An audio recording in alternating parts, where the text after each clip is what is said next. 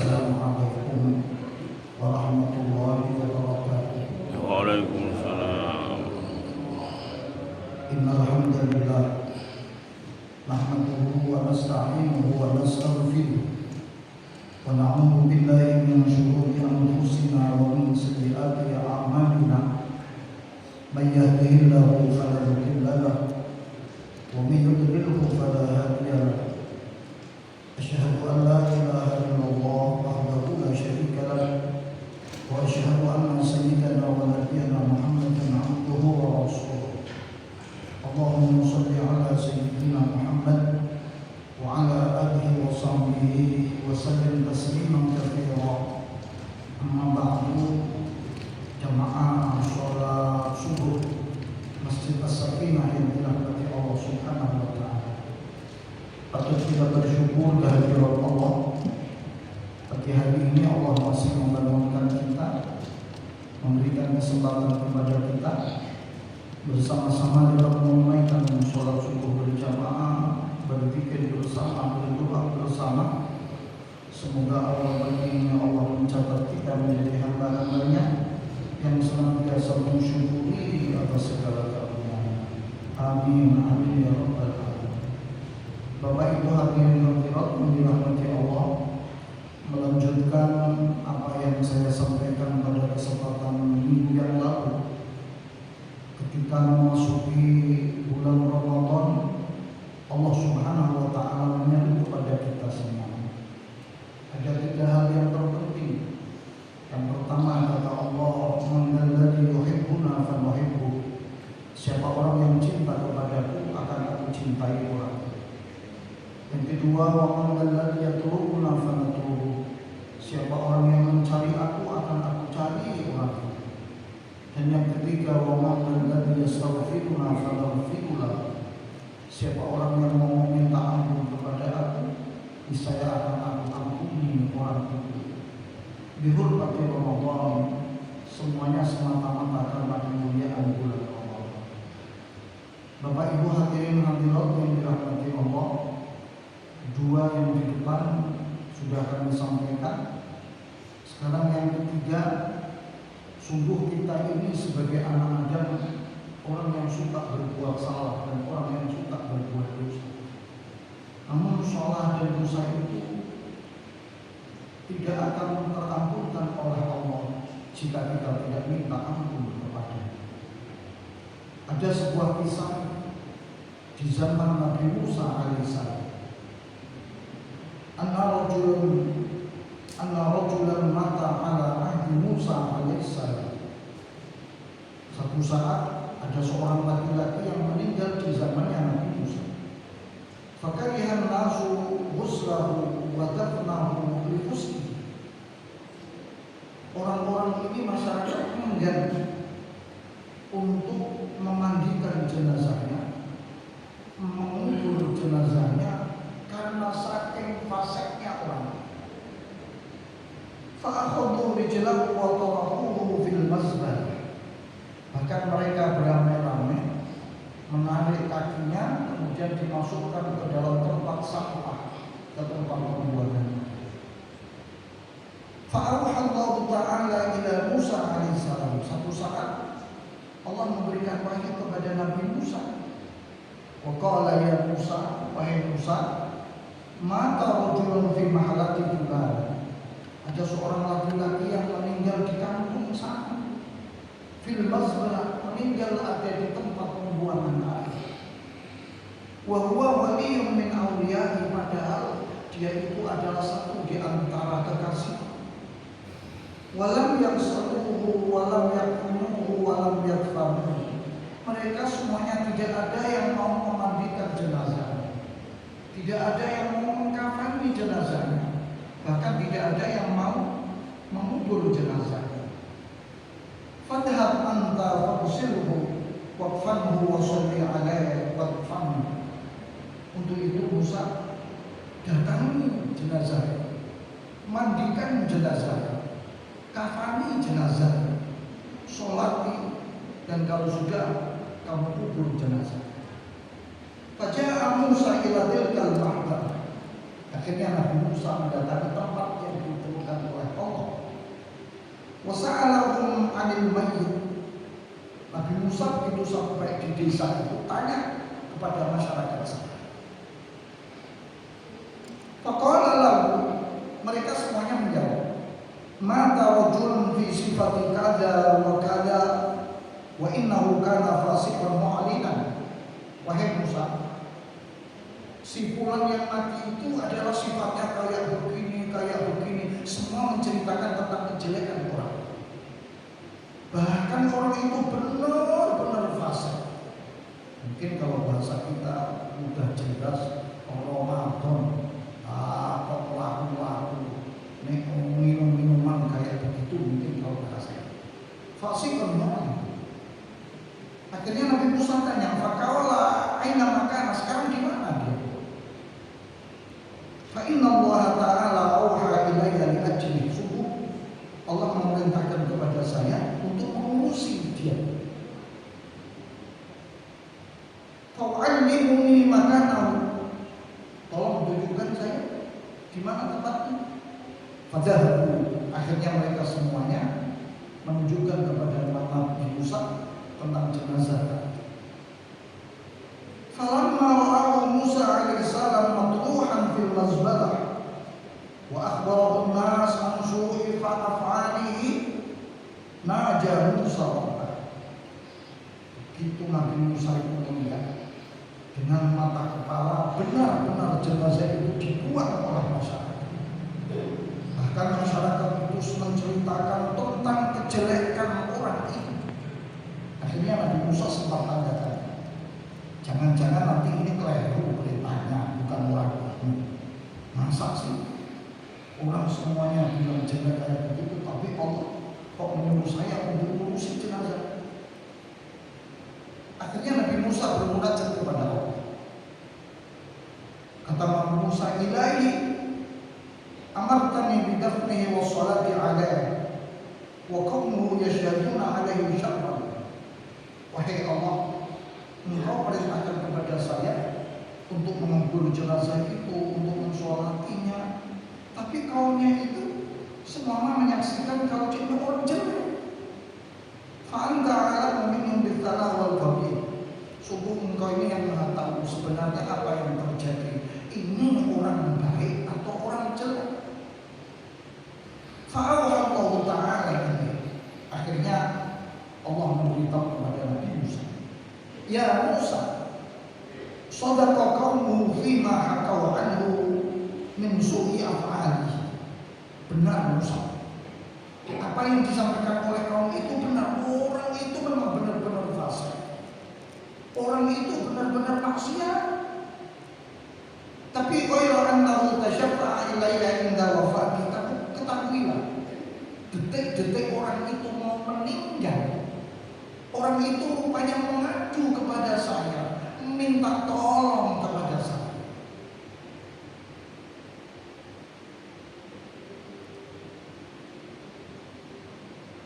Dia meminta bitalatati asya, 3 hal yang dia sampaikan kepada saya. Wa sa'ala biha min jami'ul mudnibin min khalqi la'aqtaituhu fa kaifa la arham. Maka siapa saja orang yang banyak dosanya di antara makhlukku kemudian mau meminta kepadaku tentang hal itu, bagaimana saya tidak menyayang? Saya ini arhamur rahimin, orang yang maha pengasih lagi maha penyayang. Waqad sa'ala nafsuhu wa ana arhamur rahimin. Padahal orang ini benar-benar tulus keluar dari lubuk hatinya. Sementara saya ini zat yang maha pengasih. Akhirnya Nabi Musa penasaran, apa sih yang dilakukan, yang disampaikan oleh orang ini tentang 3 hal yang disampaikan kepada Allah, hingga sampai Allah ini mengampuni segala. Qala Musa, ya Rabb, Allah Ta'ala, wahai Allah, apa yang dikatakan orang itu? Qala Allah Ta'ala, lamma danat wafatu, qala, ketika detik-detik dia mau meninggal, orang itu menyatakan kepada saya, ya Rabb, Anta ta'lamu minni, sungguh engkau tahu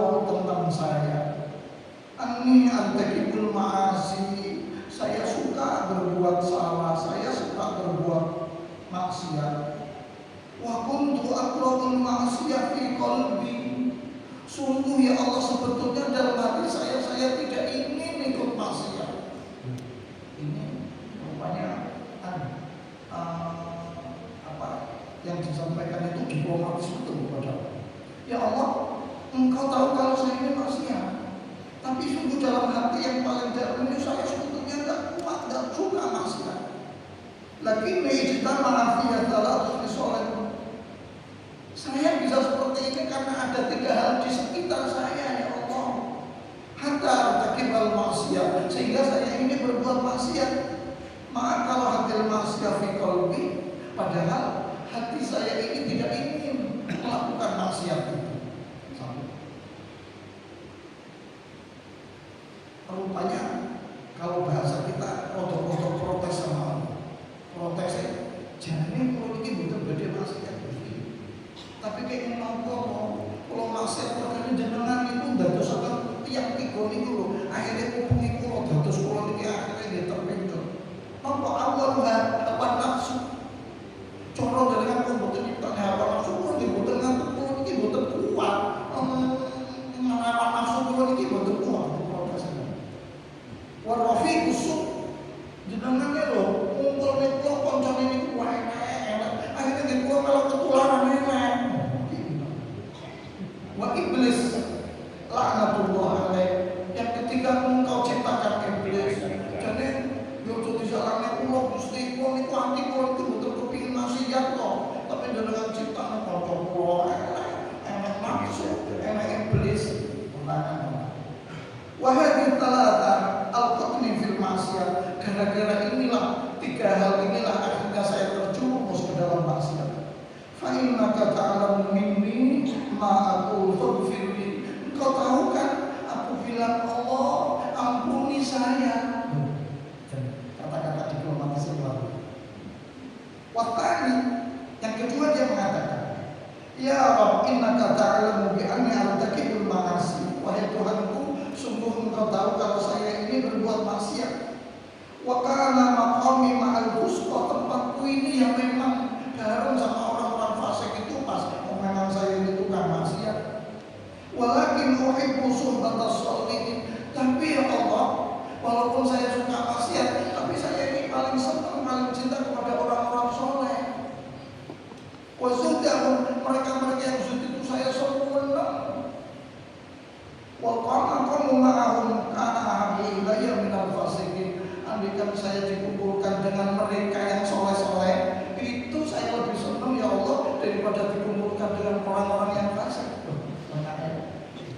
Ngakoni salah, tapi hati paling kecil itu sebetulnya ingin jadi orang baik.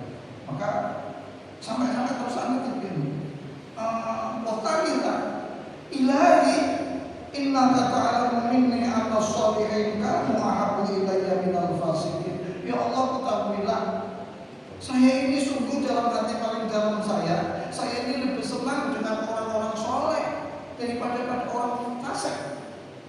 Hatta law istaqbalani rajulani shalihun wa talihun laqaddamtu hajata shalih ala talih. Sampai-sampai kalau ada 2 orang yang datang kepada saya, ya Allah, yang satu orang soleh itu kebalikannya toleh. Makanya bapak ibu itu kan anak-anak itu tergantung orang tuanya. Kalau soleh ibnu soleh, kalau bapaknya soleh, yo anaknya itu soleh. Tapi toleh ibnu toleh, bapaknya toleh, anaknya yo melok toleh. Itu kan anak itu tergantung bapak. Kacang orang dalam jalan itu ternyata ada. Loh, orang ini mengatakan, ya Allah, andaikan ada 2 orang yang kepada saya minta tolong, yang satu orang soleh, yang satu tidak soleh, mesti saya temukan ini, wong saya hati saya ini senang kepada ini kok. Nah, wa fi riwayatin Wahab bin Munabbah, ya Rabbi law afauta wa ghafarta dhunubi bi farhi awliyaika wa anbiyaika wa yahzunu syaitan aduwi wa adubuka. Nah, riwayat yang lain bahasanya malah lucu lagi.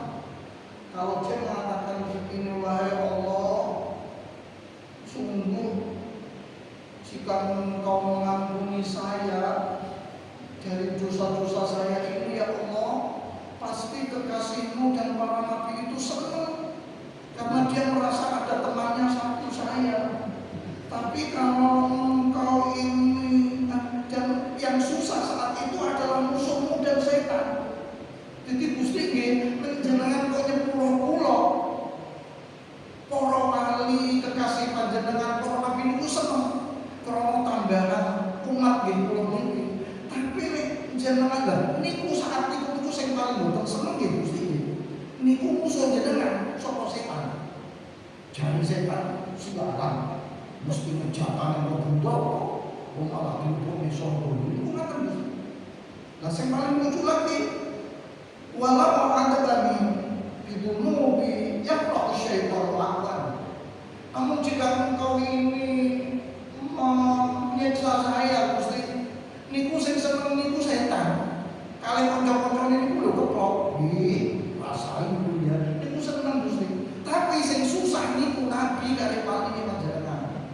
Dijawab kira-kira, "Kok tersalah jenengan niku Gusti, jenengan sing seneng nabi jenengan, apa sing seneng setan ya tersalah jenengan." Loh, kalimat inilah ternyata akhirnya yang menjadikan Allah ini mengampuni. Akhirnya kata Allah, orang ini masih patuh. Allahumma ya Allah, innaka ta'lamu minni ma aqulu. Ya Allah, Engkau tahu yang aku katakan ini. Farhamni wa tajawaz anni. Kasihani saya ya Allah, maafkan saya ya Allah. Akhirnya Allah menjelaskan. Qala Allah Ta'ala fa ghafirtu wa ghafartu lahu wa tajawaztu anhu fa inni ra'ufur rahim. Musa, karena saya ini maha pengasih lagi maha penyayang, maka ucapan orang itu yang mengaku akan kesalahannya saya ampuni orang itu dan saya maafkan. Khosatan liman aqarra bil dhanbi baina yadayya. Kata kuncinya ternyata di sini. Lebih-lebih mereka mengaku dari lubuk hati paling mudah. Dari kisah ini dapat kita ambil kesimpulan. Dosa itu tetap diampuni Allah asalkan orang itu mau mengakui akan kesalahan. Aku saja yang mau sama enggak ngaji, males terus.